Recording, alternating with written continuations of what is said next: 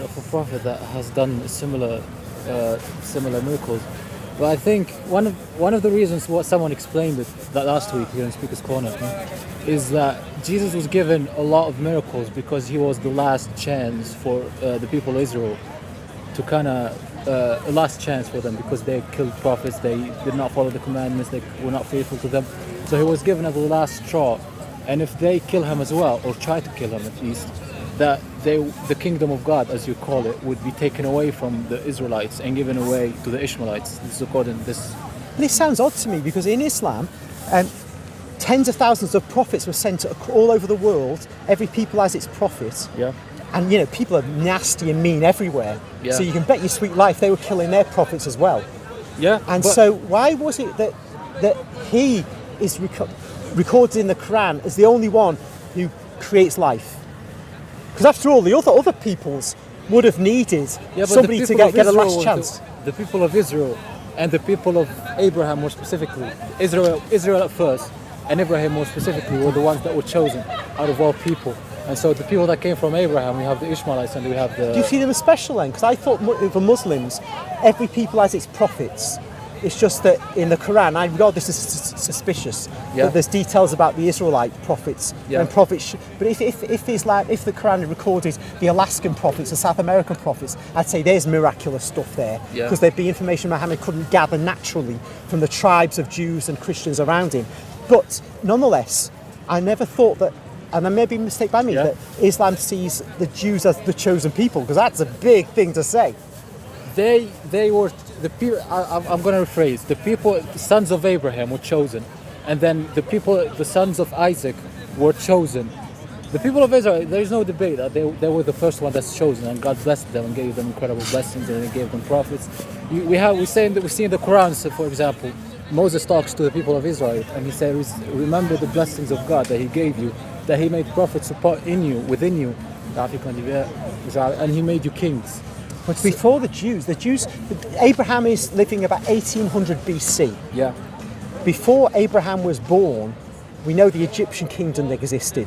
Yeah. Now in history, but before the Egyptian kingdom, there was the Sumerians, who were an ancient Mesopotamian people. Yeah. So they would have been more ancient, therefore being the first recipients of prophets, according to Islam, it seems to me.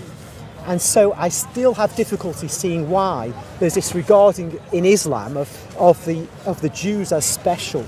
I'd have thought there should be a similar thing going on with a prophet who works great miracles for those peoples as well. Yeah, well, the prophets of Israel are the more honored prophets, I would say. That's admittedly. But why would that happen? Phil, are you going to go to the convent? Yes. Okay. Well, actually, no. Eric's going to take it back. Actually. Are you going to walk to the center? I'll walk with you. I'm just not with me. Okay, I'll catch you. Yeah, excellent.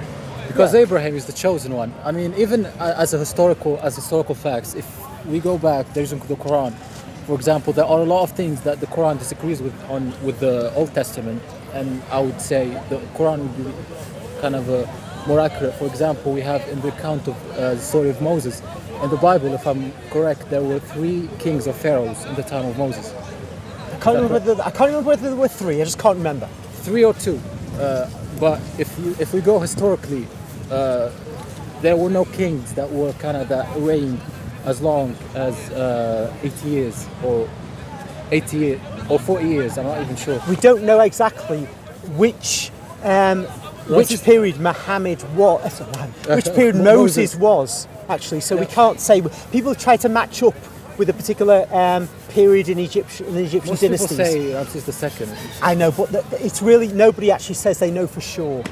It's very much a debate within archaeology. Even in I think there was discovery archaeological where in Egypt they described Ramses II even in the history of Egypt that he died mysteriously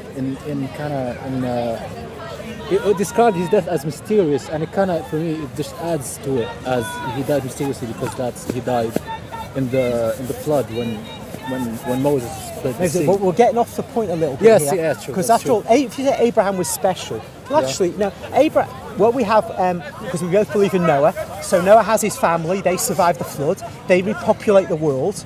The really key figures are Shem, Japheth, and Ham. and they produce the various nations that have come down to us. So the key individuals, each of the sons of Noah, are really important, and Abraham comes from the line of Shem. So Japheth and Ham also have their lineages, and there'll be similarly important men who are spoken to by God, and they will. Then you'll get this repeating situation where people are nasty to their prophets, they do evil things to them, and so they'll need a Jesus figure who will work great miracles, and yet we only have Jesus mentioned as the one who can create life. I get your point about creating life.